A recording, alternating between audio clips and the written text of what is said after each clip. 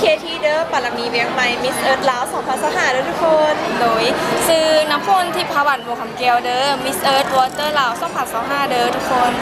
โดยบุกกี้อลิซาสีหาวงมิสเฟรชิพลาวที่จำปี2025เด้อ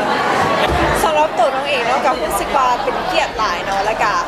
ลาวสินมันบ่ได้เป็นแบบแค่เป็นสไตล์เก่าแต่มันมาประยุกต์กับแบบโมเดิร์นมันเห็นให้เราได้โซถึงเอกลักษณ์และกับวัฒนธรรมของประเทศเขาเพื่อไปสู่สายตาของชาวโลกจะเป็นอันที่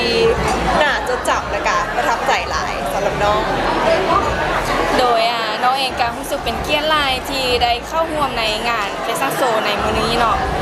ทุกๆคนที่แบบเฮ็ดออกมาดีๆหลายทุกๆงานทุกๆร้านทุกๆห้องเสื้อรู้สึกว่าเป็นเอกลักษณ์ของแต่ละห้องเสื้อเลยรู้สึกว่างามทุกห้องเสื้อเลยทุกคน โดยสำหรับน้องเอกก็รู้สึกว่าเป็นเกียรติหลายๆที่ได้มาในมือนี้เป็นหนึ่งในส่วนร่วมของงานในมือนี้รู้สึกว่าดีไซเนอร์ทุกๆคนแล้วก็รู้สึกว่าดีไซเนอร์หลายทุกคนมีความสามารถหลาย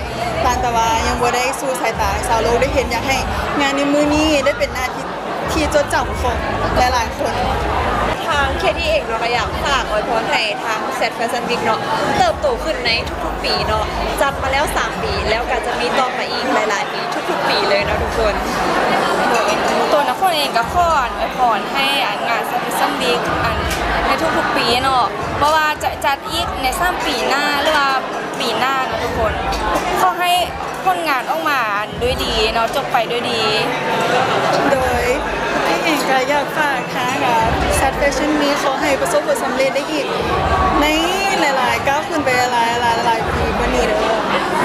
สำหรับในระยะปีนี้เนาะคุณวางแผนกับแมนจะถึงช่วงที่ประมาณเข้าพรรษานะทุกคนจังแบบว่าสร้างเต้นนาเองก็ว่างทุกคนเองก็ว่างแบบบ่ค่อยมีงานหลายเน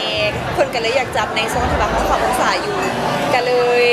ถ้าติดตามชมเบิ่งอีกเทื่อนึงเนาะว่าจะจัดออกมาในช่วงเดือนไหนแต่ว่าแน่นอนในช่วงเข้าพรรษาเด้อทุกคน มีแล้ว ใครที่เอกก็อยากให้น้องๆลองเปิดใจมาเบิ่งใครที่ว่าบ่เคยมีประสบการณ์หรือว่ามีประสบการณ์มาก่อนก็สามารถมาเข้าประกวดได้เนาะเขาได้คอนเนคชั่นเขาได้อหย่างหลายแห่งเขาได้ความรู้ใหม่ๆได้เติบโตได้มีการพัฒนาตัวเองขึ้นในจุดที่เขาด้อยจุดที่เขาบกพร่องเขาก็รู้ว่าจุดไหนเขาควรเปลี่ยนจุดไหนเขาควรปรับมันเป็นสิ่งที่ใหม่ๆที่เขาควรที่จะต้องเฮ็ดเนาะทุกคน